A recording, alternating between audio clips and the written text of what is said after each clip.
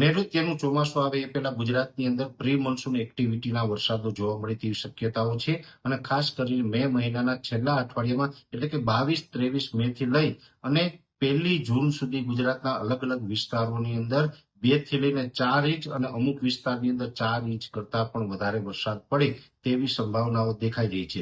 કેમ કે અરબ સાગરની અંદર અત્યારે વરસાદી સિસ્ટમ બની રહી છે. જો કે આ વરસાદી સિસ્ટમ છે અત્યારે ગોવાથી દક્ષિણ પશ્ચિમમાં અને કેરળથી ઉત્તર પશ્ચિમમાં આ દરિયાકાંઠાથી ઘણી નજીક આ સિસ્ટમ છે બની રહી છે. અત્યારે સાયક્લોનિક સર્ક્યુલેશનનું સ્વરૂપ છે. અત્યારે એને દરિયાની અંદર ઊંચું તાપમાન મળી રહ્યું છે. એટલે અરબ સાગરના ઊંચા તાપમાનમાં ધીમે ધીમે આ સિસ્ટમ મજબૂત થઈ રહી છે. એટલે લગભગ 22 મે આવતા આ સિસ્ટમ છે એ લો પ્રેશરમાં પરિવર્તિત થાય તેવી શક્યતાઓ છે. લો પ્રેશરમાં પરિવર્તિત થયા પછી આ ઉત્તર દિશા તરફ આગળ વધશે અને આ જેમ જેમ આગળ વધતું જશે એમ આ લો પ્રેશર છે વધુ મજબૂત બનતું જશે. એ વેલમાર્ક લો પ્રેશર, ડિપ્રેશન અને ડીપ ડિપ્રેશનની કેટેગરી સુધી જાય તેવી પૂરી શક્યતાઓ છે. હવે આ ડીપ ડિપ્રેશનની કેટેગરી સુધી જાય તેવી શક્યતાઓ છે, પણ આ સિસ્ટમ ધીમે ધીમે ગોવા, મહારાષ્ટ્રને એમ કરતા કરતા જેમ આગળ ગુજરાત તરફ આગળ ચાલશે.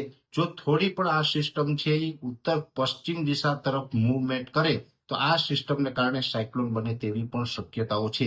એટલે અત્યારે જોવા જઈએ તો દરિયાઈ ભેજ હોય, તાપમાન હોય, બીજા અન્ય પરિબળો છે અરબ સાગરમાં સાયક્લોન બનવા માટે અનુકૂળ પરિબળ છે. એટલે આ સિસ્ટમ છે કદાચ સાયક્લોન પણ બની શકે.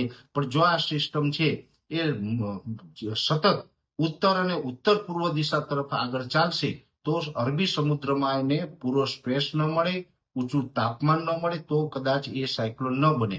પણ 22 તારીખે જેવી રીતે આ સિસ્ટમ લો પ્રેશર બનશે અને લો પ્રેશર પછી મૂવમેન્ટ કરવાનું ચાલુ કરશે એ પછી આપને અંદાજ આવી જશે કે આ સાયક્લોન બનશે કે ડીપ ડિપ્રેશનના સ્વરૂપમાં ગુજરાત ઉપર લેન્ડ થશે. પણ એક વાત ચોક્કસ છે કે જો સાયક્લોન બને તો પણ ગુજરાતને ભારે પવન અને મુશળધાર વરસાદની શક્યતાઓ છે. અને સાયક્લોન ન બને અને ડિપ્રેશન અથવા તો ડીપ ડિપ્રેશન ગુજરાત ઉપરથી પસાર થાય તો પણ ગુજરાતની અંદર વરસાદની શક્યતાઓ છે. એટલે ખાસ કરીને મે મહિનાના છેલ્લા અઠવાડિયામાં ગુજરાત રાજ્યની અંદર ભારે વરસાદ ને અમુક વિસ્તારની અંદર ભારેથી અતિ ભારે વરસાદોની શક્યતાઓ છે. અનેક વિસ્તારોની અંદર વાવેતર લાયક પણ વરસાદની શક્યતાઓ છે.